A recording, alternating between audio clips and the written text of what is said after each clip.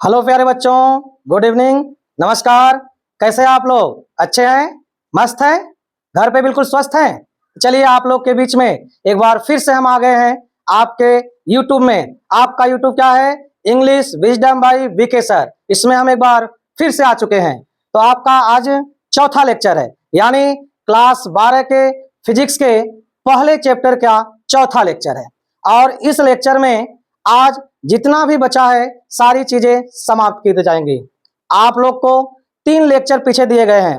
आप तीनों लेक्चर को ध्यान से पढ़े होंगे, समझे होंगे, बहुत ही आनंद आया होगा और आपको अच्छे से समझ में आया होगा। और ऐसे ही आगे भी सारी वीडियो अच्छे से समझ में आएंगी। तो आप लोग जुड़ जाइए, सभी लोग एक साथ जुड़ जाइए। यदि आपके दोस्त हैं उनको भी शेयर करिए, सबको जोड़ दीजिए। चैनल का नाम है English wisdom by VK sir. इसमें सभी क्लास बिल्कुल निःशुल्क आपको समय से प्रोवाइड कराए जाएंगे। तो आज पहले चैप्टर का चौथा लेक्चर है, जिसमें जो भी बचा है आज इसको समाप्त कर दिया जाएगा। पहला चैप्टर आप पढ़े होंगे, आपको बहुत ही आनंद आया होगा। पहले चैप्टर में क्या पढ़े? आवेश और कूलाम का नियम। आवेश और कूलाम के नियम को पहले लेक्चर में पढ़े। और दूसरे लेक्चर में क्या पढ़े? वैद्युत क्षेत्र और उसकी तीव्रता। और तीसरे चैप्टर में क्या पढ़े?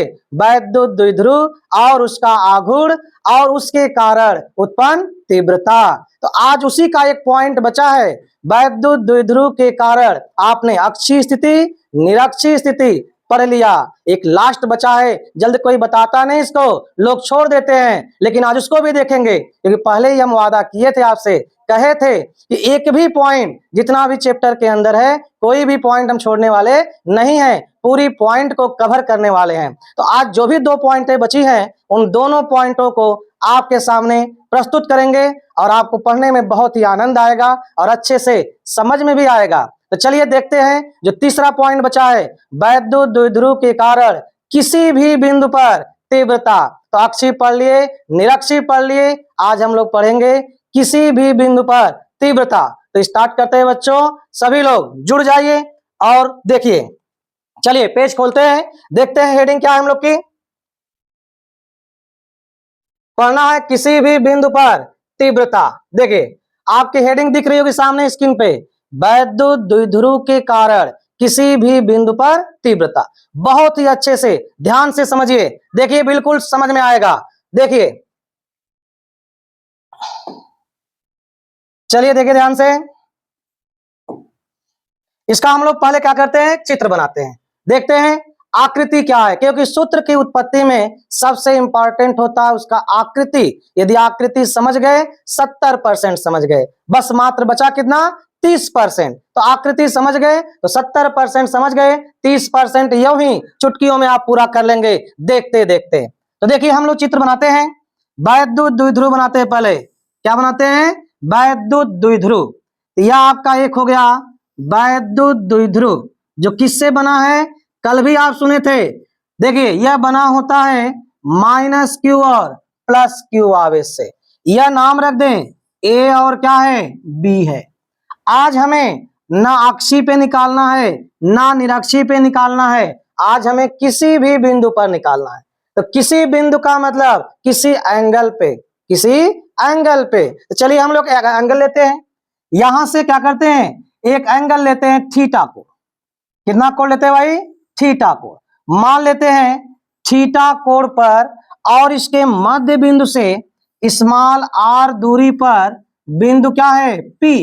और इसी बिंदु पर हमें क्या करना है? तीव्रता की गणना करना है। तो देखिए गणना कैसे होगा। यह जो आपका द्विध्रुव है, इसका आघूर्ण क्या होता है? P। आघूर्ण क्या होता है? P। P की दिशा हो गई माइनस से प्लस की ओर। दिशा किधर हो गई? माइनस से प्लस की ओर हो गई। और ये कैसी राशि है? यह एक सदिश राशि है। और ये जो सदिश राशि P है, यह थीटा कोण पर कार्य कर रही है। क्या कर रही है? थीटा कोण पर कार्य कर रही है। कई बार समझाए, कल भी समझाए, बार बार समझाते हैं कि अगर कोई सदिश राशि किसी कोण पर कार्य करे तो उसका हम घटकों में क्या करते हैं बच्चों? वियोजन करते हैं। और कै घटक बताए थे? याद करिए, कै घटक बताए थे? 2 घटक, क्षैतिज और ऊर्ध्वाधर। क्षैतिज कौन होता है? जो कोण से लगा होता है। तो इसका क्षैतिज घटक इसी दिशा में हो जाएगा जिधर क्या है P, और ये कितना हो जाएगा P cos थीटा। कितना हो जाएगा बच्चों? P cos theta. अब ऊर्ध्वाधर घटक सबसे ज्यादा यही समझना है। ऊर्ध्वाधर घटक, ऊर्ध्वाधर घटक किधर होगा? सोचिए आप, बताइए एक बार, तो सोच के कमेंट करिए किधर होगा। ऊर्ध्वाधर माने ऊंचा, बाहर की ओर, ऐसे होगा, सीधा बाहर। ऊर्ध्वाधर कहां होगा? सीधा इस तल के लंबवत, तल के जो आपका ये बोर्ड दिख रहा है ठीक इसके क्या लंबवत। तो लंबवत लाइन खींच पाएंगे? बोलो, लंबवत खींच लेंगे? नहीं खींच पाएंगे। इसको हम दर्शाते हैं, देखेंगे किताब में तो ऐसे दर्शाया होगा। इस तरह आपका इधर कौन है? P sine theta. इसका मतलब है कि ये ऐसे लंबवत बाहर की ओर है। कहां है? लंबवत बाहर की ओर है। तो पूरी बात तो यही समझना है, पूरी बात यही समझना है, इसीलिए लोग इसको छोड़ते हैं। देखिए, कठिन बिल्कुल नहीं है। आपको लगेगा कठिन है? बिल्कुल नहीं लगेगा। देखिए कितना आसान है। यह क्या बताए हम? सदिश राशि। इसका हमने इधर वियोजन किया, यह हो गया P cos थीटा, लंबवत क्या हो गया P sin थीटा। थोड़ा दिमाग से सोचिए, द्विध्रुव था और अक्षीय स्थिति में क्या था? अक्षीय स्थिति में P था। क्या था भाई? द्विध्रुव का आघूर्ण P था। तो सूत्र क्या बना था? E बराबर 1/4 pi epsilon not 2P upon R cube. तो काम तो आसान हो गया कि नहीं आसान हो गया? बताओ बच्चों, आसान हुआ कि नहीं हुआ? बहुत ही आसान हो गया। कैसे? ये जो P cos थीटा है, अब इसके लिए, किसके लिए? बिंदु P के लिए अक्षीय स्थिति हो गया। कौन सी स्थिति हो गया? अक्षीय स्थिति हो गया। तो अब अक्षीय स्थिति हो गया तो इसके कारण जो तीव्रता यहाँ E1 होगी, E1 कहां हो गई? अक्षीय स्थिति में हो गई। E1 की दिशा हो गई अक्षीय स्थिति में। कहां हो गई? अक्षीय स्थिति में। और जो P cos थीटा है इसकी दिशा कहां हो गई? निरक्षी। और निरक्षी क्या बताए थे? लंबवत। क्या बताए थे? लंबवत बताए थे। तो यह इधर हो गया लंबवत। कौन? E2। और यह दोनों एक दूसरे के क्या हो गया? लंबवत हो गया।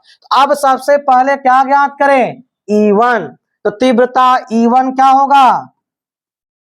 तीव्रता E1, E1 बराबर होगा 1/4 pi epsilon not 2P cos theta अपान, दूरी वही है कितनी? R, तो R का क्यूब।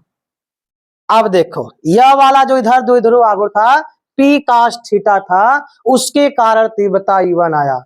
और जो P sin थीटा है उसके कारण तीव्रता क्या है? E2। तो लिख देंगे P sin थीटा के कारण तीव्रता E2। क्या? E2। E2 का मान कितना होगा? 1/4 pi epsilon not into P sin theta upon R का क्यूब। ये कौन सी स्थिति बनी? निरक्षीय स्थिति बनी। और यह दोनों कैसे कार्य कर रहे हैं? एक दूसरे के लंबवत। याद करिए, याद करिए, अभी बताए थे यहां पे भी, और क्लास 11 में बताए थे कि अगर लंबवत कार्य करेगा तो परिणामी क्या होता है? √E1 square plus E2 square. तो तीव्रता कितना होगा? परिणामी तीव्रता निकालेंगे तो परिणामी तीव्रता, परिणामी तीव्रता E बराबर क्या होगा? √E1 square plus E2 square. क्या होगा?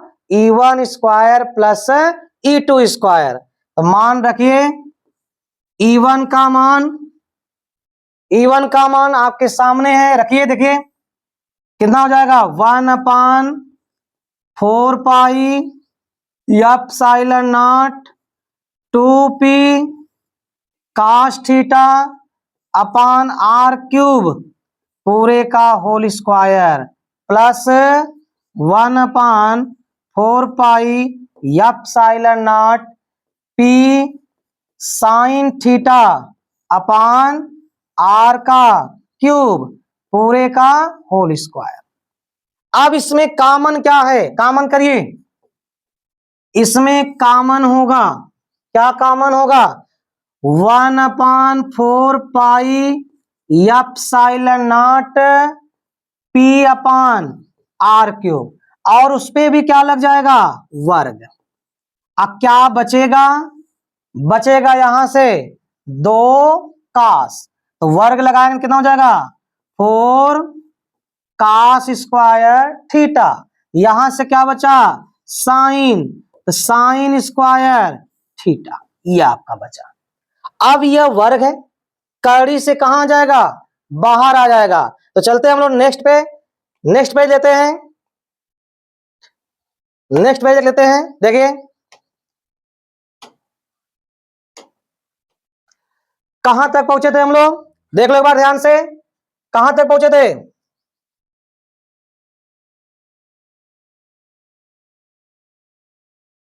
देखिए यहां पे आप पहुंचे थे, यह मान कहां होगा, बाहर, वर्ग है ना, कहां होगा, बाहर। इसको हम बाहर करते हैं। देखिए तो क्या बाहर होगा, बाहर होगा 1/4 पाई एप्सिलॉन नॉट और पी, इतना मान आपका बाहर है। अंडर रूट में क्या मिला, अंडर रूट में बचा 4 cos square theta plus sine square theta. एक कास इसको दे दो, एक कास दे दोगे तो क्या हो जाएगा, एक। तो 1/4 पाई एप्सिलॉन नॉट पी, अपान में था क्या था आर क्यूब।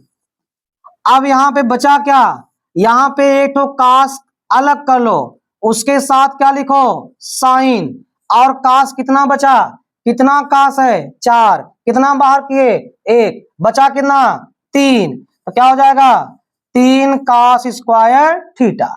इसका मान क्या होता है भाई, 1 होता है ना, इसका मान 1 लिख दीजिए।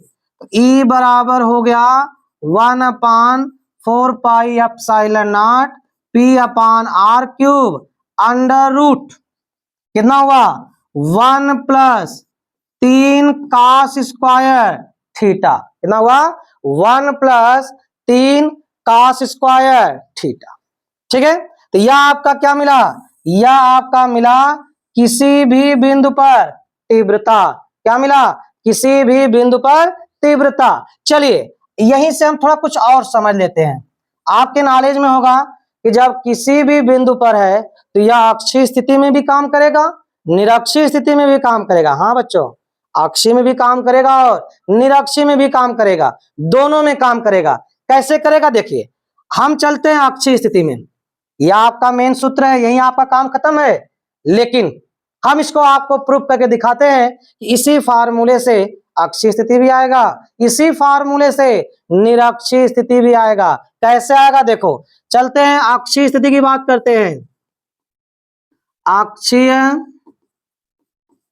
स्थिति में, अक्षीय स्थिति में, अक्षीय स्थिति क्या समझाए हैं, क्या समझाए हैं, सीधी लाइन उसी की दिशा में, दिशा में किधर, उसी की दिशा में। जब उसी की दिशा में है तो कोण का मान कितना होगा 0 अंश, कितना होगा भाई 0 अंश होगा, कितना होगा 0 अंश। ठीक, कितना हो जाएगा इसका मान 0 अंश। जब उसी दिशा में चलेंगे तो कोण का मान कितना होगा 0 अंश। तो अब 0 अंश रख दो, देख लो, खुद देखो, अपने से देखो, समझो, खुद समझो, देखो समझ में आया कि नहीं। अभी यहां रख दिए कितना 0 अंश, काश 0 का मान कितना होता है 1, 1 का वर्ग वो भी 1, अब 3 में गुणा करेंगे तो 3, और 1 और 3, 1 और 3 कितना होगा, बोलो 1 और 3 कितना होगा भाई, 1 और 3 4 होगा, कितना होगा 4। तो 4 का बाहर, कड़ी के बाहर 2, कड़ी के बाहर इसको कर लेंगे तो 1/4 पाई एप्सिलॉन नॉट और 2p अपान आर क्यूब, यही ना पढ़े हो, अक्षीय स्थिति में यही ना पढ़े हो कि दूसरा पढ़े हो? यही पढ़े हो। और निरक्षी में चलिए वो भी चेक कर देते हैं। निरक्षीय स्थिति में निरक्षी क्या होती है? लंबवत, बताए थे। तो कोण कितना होगा? 90 अंश। रख दो 90 अंश। E बराबर 1/4 pi epsilon not P upon R cube under root 1 minus cos square 90। Cos square 90 क्या बताए हैं? कास स्क्वायर 90 0, कास 90 0, स्क्वायर भी 0, 0 का वर्ग 0। अब जब 0 हो गया तो 1/4 पाई एप्सिलॉन नॉट अब P अपान R क्यूब कड़ी में 1 माइनस 0 एक बार कर लो तो 1/4 pi epsilon not P upon R का क्यूब। तो यही ना आप पढ़े हो, याद करो। या आप निरक्षी में पढ़े हो या अक्षी में पढ़े हो और किसी भी बिंदु पर आ गया तो तीनों पॉइंट आपके सामने हो गया। एक बार इसको पढ़ लीजिए, समझ लीजिए, फिर अपने से करिए, देखिए आपको पूरा क्या हो जाता है याद। कहते हैं लोग सूत्र का निगमन बहुत कठिन है। बताओ थोड़ा सा भी कठिन था? थोड़ा सा भी था? एकदम आसान है। ऐसे ही लोग डराते हैं केवल, कठिन बिल्कुल नहीं है, बिल्कुल क्या है? आसान। तो चलते हैं हम लोग अगली हेडिंग, और एक हेडिंग बस मात्र और आपकी चैप्टर में बची है, उसको भी देखते हैं। और आज क्या करते हैं? चैप्टर समाप्त, यानी 4 लेक्चर में एक चैप्टर पहला क्या हो जाएगा? फिनिश, समाप्त हो जाएगा। चलिए देखते हैं एक हेडिंग बची क्या है आपकी। देखिए आपकी स्क्रीन पे आ गई हेडिंग। क्या हेडिंग है? एक समान बाह्य वैद्युत क्षेत्र में रखे वैद्युत द्विध्रुव पर लगने वाला बलयुग्म का आघूर्ण। एक समान बाह्य वैद्युत क्षेत्र में किसी द्विध्रुव को रखने पर लगने वाला उस पर बलयुग्म का आघूर्ण। तो समझते हैं, पहले क्षेत्र बनाते हैं। चलिए पहले हम लोग एक समान वैद्युत क्षेत्र बनाए। ध्यान दीजिए, यह आपका क्या बन रहा है? यह क्षेत्र बन रहा है। कैसा क्षेत्र बन रहा है? एक समान वैद्युत क्षेत्र बन रहा है। क्या पहचान है? लाइन समांतर है। बताए थे कि जब लाइन क्या हो? समांतर हो तो किसका प्रतीक है? एक समान वैद्युत क्षेत्र का प्रतीक है। किसका प्रतीक है? एक समान वैद्युत क्षेत्र का। ये लाइन गिन के नहीं बनाते बच्चों, ये लाइन असंख्य होती है। बस समांतर होने से यह पता है कि एक समान वैद्युत क्षेत्र है। इसमें क्या करना है? किसी वैद्युत द्विध्रुव को रखना है। किसको रखना है? वैद्युत द्विध्रुव को। तो चलिए एक वैद्युत द्विध्रुव रखते हैं इसमें। इसमें हम लोग क्या करते हैं? एक वैद्युत द्विध्रुव रखते हैं। यह रख दिए वैद्युत द्विध्रुव।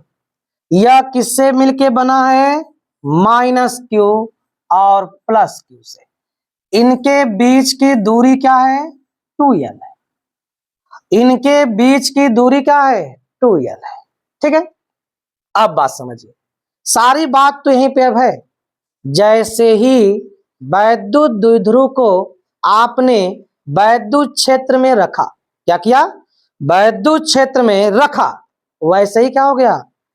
यह आवेश है और यह आवेश है। और आप जानते हो कि अगर आवेश को क्षेत्र में लाके रख दिए, आवेश पर क्या लगेगा? बल लगेगा। आवेश पर क्या लगेगा बच्चों? बल लगेगा। बताया ना, क्या लगता है? बल। तो यहाँ पे भी क्या काम करेगा? एक बल काम करेगा। क्या काम करेगा? बल। यहाँ पे जो बल होता है, अच्छा बल कैसी राशि है? सदिश राशि है। जब सदिश राशि है तो उसमें क्या होगा? दिशा होगा। तो यहाँ पे दिशा होता है F बराबर QE इधर, और यहाँ पे इधर होता है F बराबर QE। आप देख पा रहे होंगे दोनों बल का परिमाण क्या है? बराबर। क्यों परिमाण बराबर है? क्योंकि आवेश की मात्रा बराबर है। दिशा क्यों अलग है? क्योंकि चिन्ह अलग है। तो परिमाण बराबर है। अब बात समझो, मान लो इसको हम ऐसे पकड़े है, एक रस्सी यहाँ बांधी, यहाँ इसको हम खींच रहे हैं, यह रस्सी इधर खींच रही है इधर, तो ये घूमेगा कि नहीं घूमेगा? ये घूमेगा बीच से ना, क्या करेगा? घूमेगा। और जब घूमेगा तो क्या उत्पन्न होता है? बल युग्म का आघूर्ण उत्पन्न होता है। और युग्म माने क्या होता है? युग्म माने होता है जोड़ा। देखो यहाँ एक बल, एक यहाँ बल, कै बल? दो बल। तो जब दो बल तो युग्म हुए कि नहीं, और दोनों युग्म मिलाकर घुमा रहे हैं, आघूर्ण भी हुआ। तो बल युग्म का आघूर्ण हुआ कि नहीं, बल युग्म का आघूर्ण हुआ। क्या हुआ, और वही तो आपसे पूछा है, बल युग्म का आघूर्ण ज्ञात कीजिए। ठीक है, तो चलिए हम बल युग्म का आघूर्ण ज्ञात करेंगे। उससे पहले आपको इसके बारे में लिखना होता है। तो आप बार बार कहते हैं सर लिखें क्या, पहले कोई भी आकृति हो उसके बारे में जब सूत्र की उत्पत्ति करते हैं तो पहले लिखते हैं। क्या करते हैं, लिखते हैं। तो जो आपका चित्र में बना है उसी को लिखते हैं। तो कैसे लिखेंगे, देखिए ध्यान से। पहले मानते हैं, माना एक समान वैद्युत क्षेत्र कैपिटल ई में एक वैद्युत द्विध्रुव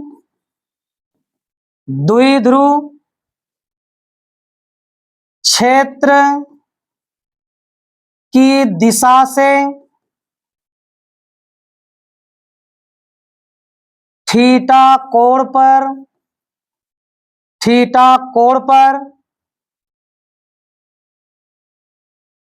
स्थित है। वैद्युत क्षेत्र के कारण वैद्युत क्षेत्र के कारण माइनस क्यू तथा प्लस क्यू आवेश पर समान परिमाण का विपरीत दिशा में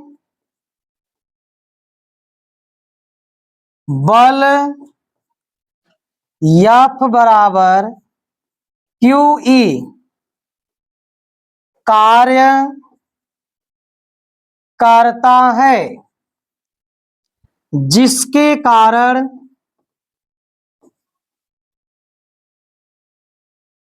इस पर प्रत्यानयन बल युग्म कार्य करता है। प्रत्यानयन बल युग्म कार्य करता है, जो वैद्युत द्विध्रुव को वैद्युत क्षेत्र की दिशा के संरेख करने का प्रयत्न करता है। क्या करता है भाई, प्रयत्न करता है। जिसके कारण इसमें प्रत्यानयन बल युग्म का आघूर्ण उत्पन्न होता है। ये लिखेंगे आप, क्या उत्पन्न होता है, प्रत्यानयन का आघूर्ण उत्पन्न होता है। अब देखिए प्रत्यानयन बल युग्म का आघूर्ण होता क्या है, पहले आपने चित्र को दर्शाया। तो बल आघूर्ण की परिभाषा याद करिए। बल आघूर्ण क्या था कि जब कोई पिंड किसी अक्ष के परितः घूमने के लिए स्वतंत्र हो तो उस पर लगाया गया बल और बल की क्रिया रेखा के बीच की लंबवत दूरी। यहाँ पे क्या होता है, यहाँ दो बल युग्म है, इनमें से कोई एक बल और इन बलों के क्रिया रेखा के बीच की लंबवत दूरी चाहती है। तो यहाँ क्रिया रेखा इधर है, यहाँ क्रिया रेखा इधर है, यह आपकी है लंबवत दूरी। यह झुकाव कितना है, थीटा। तो इसमें हम क्या लगा दें, यह आपका लंब है, ये कर्ण है, तो साइन थीटा लगाते हैं। मान लो ये यक्स है, तो यक्स अपान क्या होता है, 2l, इसका मान हो जाता है 2l साइन थीटा। इसका मान कितना होगा, 2l साइन थीटा। तो आपसे पूछा है क्या, बल युग्म का आघूर्ण। तो बल युग्म का आघूर्ण क्या होता है, देखो ध्यान से, बल युग्म का आघूर्ण बराबर एक बल गुणे बलों के क्रिया रेखा के बीच की लंबवत दूरी। कौन सी दूरी, लंबवत दूरी। चलिए अब नेक्स्ट पेज खोजते हैं, नेक्स्ट पे देखते हैं, पेज आपका भर गया। अगले पेज को हम देखते हैं। देखिए उसी हेडिंग का है नेक्स्ट पेज, उसी हेडिंग में आगे क्या लिखे थे, बल युग्म का आघूर्ण। एक बार फिर लिख देते हैं, तो बल युग्म का आघूर्ण बराबर क्या लिखे थे, एक बल गुणे बलों के क्रिया रेखा के बीच की कौन सी दूरी, लंबवत दूरी। ये लिखे थे ना, देख लो। इसको दर्शाते किससे हैं, टाउ से। किससे, टाउ से। एक बल, कौन सा भाई, एक बल। देखो ध्यान से, बल क्या है, एक बल, चाहे इस बल को लिखो चाहे इस बल को, बल कितना है, QE। लंबवत दूरी क्या है, 2l साइन थीटा। क्या है, 2l साइन थीटा। तो एक बल क्या था, QE, दूरी क्या थी, 2l साइन थीटा। अब P और 2l को मिला दो, क्या हो जाएगा, Q गुणे 2l एक साथ, और बचा क्या, E, और क्या बचा, साइन थीटा। तो Q गुणे 2l क्या होता है, P। तो सूत्र क्या बन गया, PE साइन थीटा। टाउ का मान हो गया PE साइन थीटा, यानी बलयुग्म का आघूर्ण क्या हुआ, PE साइन थीटा। यही आपका सूत्र है। अगर हम एक समान वाह्य वैद्युत क्षेत्र में किसी वैद्युत द्विध्रुव को रखेंगे तो उस पर लगने वाला बलयुग्म का आघूर्ण होगा PE साइन थीटा। अब कुछ इसकी विशेष स्थिति देखते हैं, चलिए नोट करिए आगे। नोट में क्या है, देखिए समझिए, नोट हम लिख रहे हैं, यदि वैद्युत द्विध्रुव वैद्युत क्षेत्र की दिशा में हो तो उस पर कोई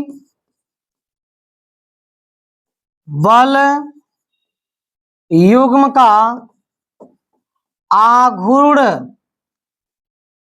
कार्य नहीं करता है, कार्य नहीं करता है।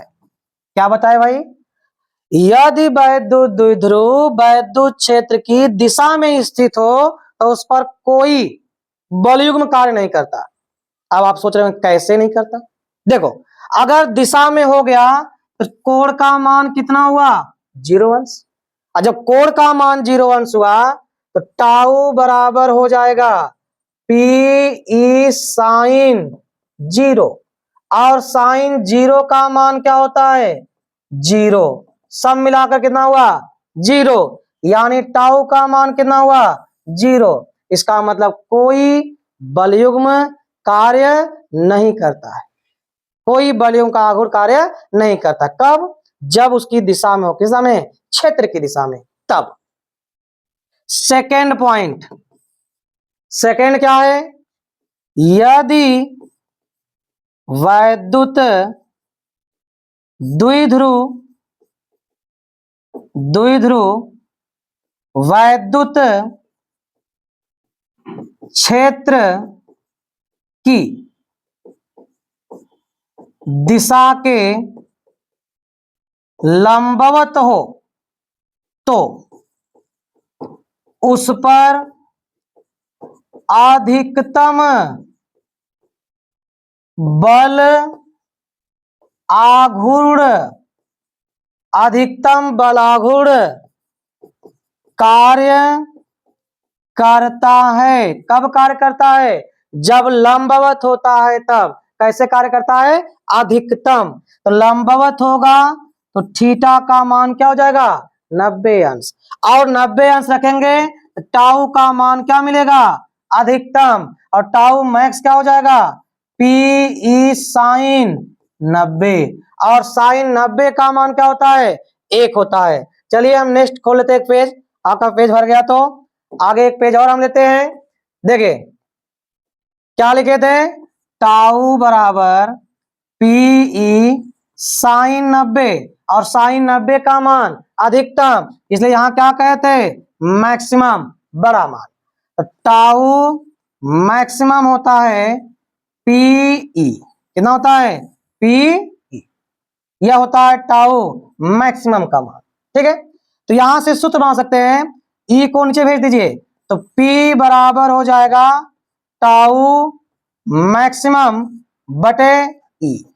तो यहां से एक परिभाषा और लिख सकते हो कि वैद्युत क्षेत्र में स्थित किसी वैद्युत द्विध्रुव पर लगने वाला बलयुग्म का आघूर्ण अधिकतम आघूर्ण उस द्विध्रुव के आघूर्ण के बराबर होता है जो एकांक वैद्युत क्षेत्र में स्थित वैद्युत द्विध्रुव पर कार्य करता है। इसको भी नोट कर लीजिए, लिख लीजिए, नोट करके नोट कर लीजिए।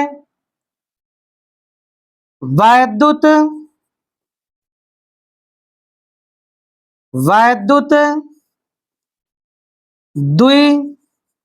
द्विध्रुव पर लगने वाला अधिकतम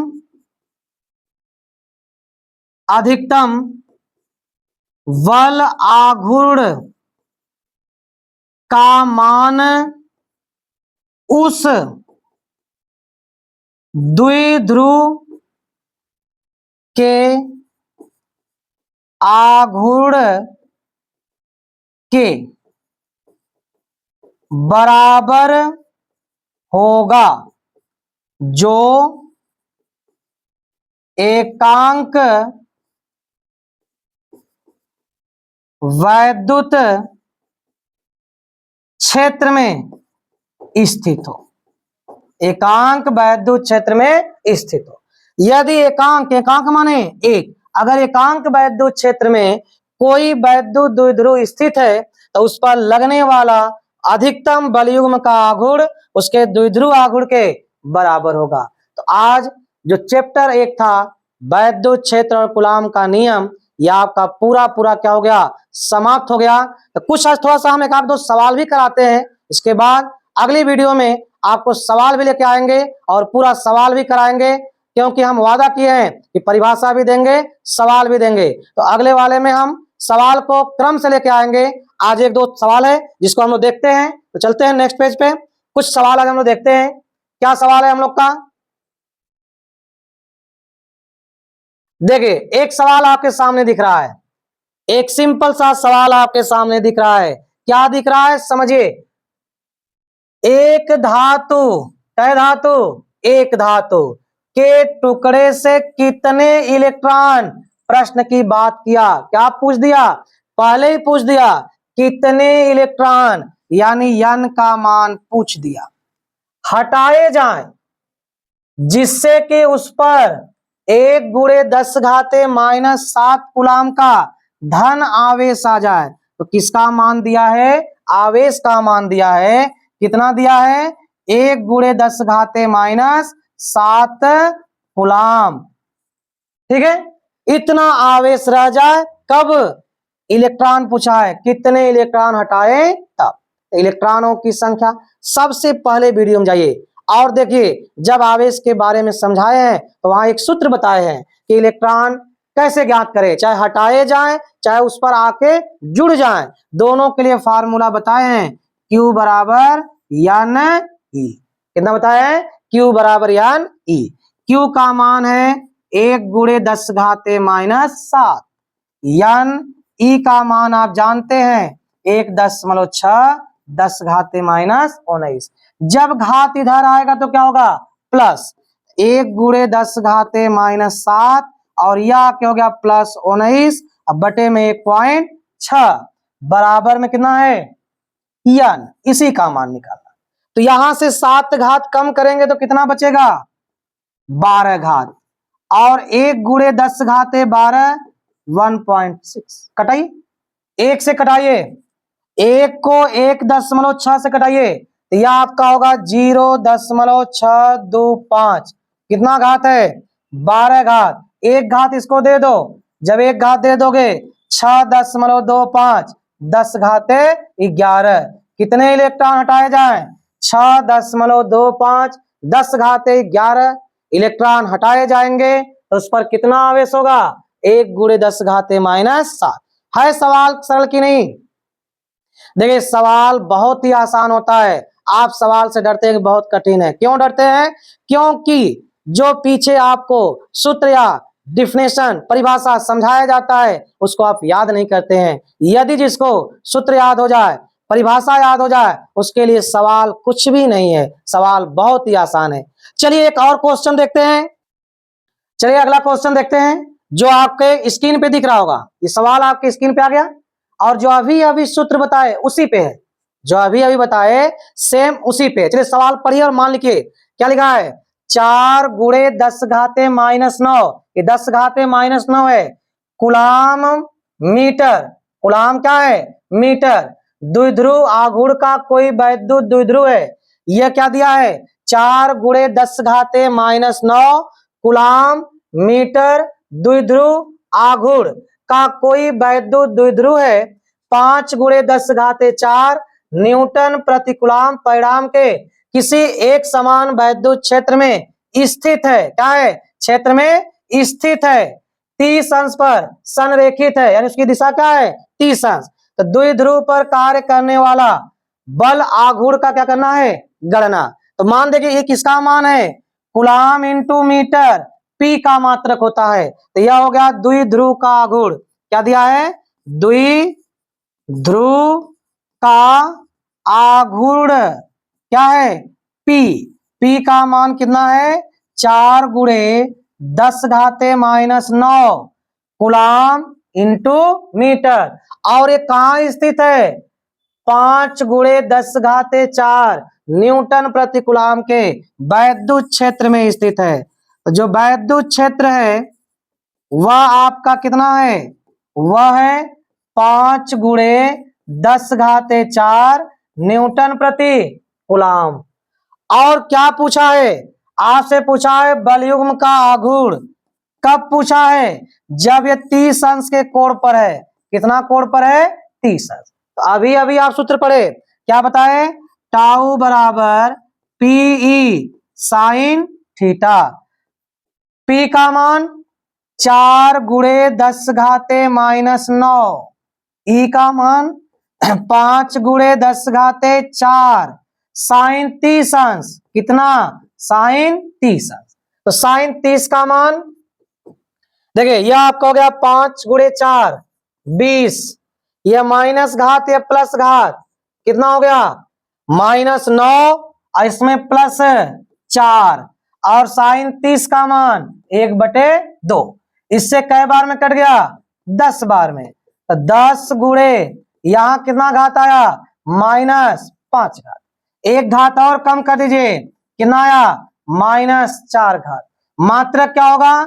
न्यूटन इंटू मीटर। तो कितना बलयुग्म का आघूर्ण कार्य करेगा? 10 घाते -4 न्यूटन इंटू मीटर। तो आज आपका जो पहला चैप्टर है उसका सारा लेक्चर समाप्त हो गया। 4 लेक्चर पूरे लगे, पूरे 4 लेक्चर में चैप्टर क्या हो गया? समाप्त हो गया। तो आगे हम क्या करेंगे? आपके लिए इस चैप्टर के जो आंकिक प्रश्न है उसको अगली वीडियो में लेके आएंगे। तो फिर मिलेंगे हम लोग अगली वीडियो में। ओके, चलिए एक काम करिए, जो हम लोग का क्या है ग्रुप है इसको आप ज्वाइन हो जाइए ताकि आपको सब कुछ नोटिफिकेशन मिले। एक बार बताया था आपको कि हमारा चैनल क्या है, हम लोग का चैनल है English wisdom by VK sir. इसको आप लोग सब्सक्राइब कर लीजिए और दोस्तों को शेयर कर दीजिए। क्यों? क्योंकि यहाँ पे हम लोग सारी कक्षाएं जितनी भी है 9, 10, 11, 12 और उसके जितने भी सब्जेक्ट हैं सभी क्लास को निःशुल्क आपको प्रोवाइड करेंगे। और एक हम लोग का क्या है, ये टेलीग्राम चैनल है, इससे आप जुड़ जाएंगे तो जितना भी नोटिफिकेशन है, जो भी आपको सूचना देना है, जो भी आपको नोट प्राप्त कराना है, सब कुछ इससे आपको मिल जाएगा। तो आज के लिए इतना ही, धन्यवाद।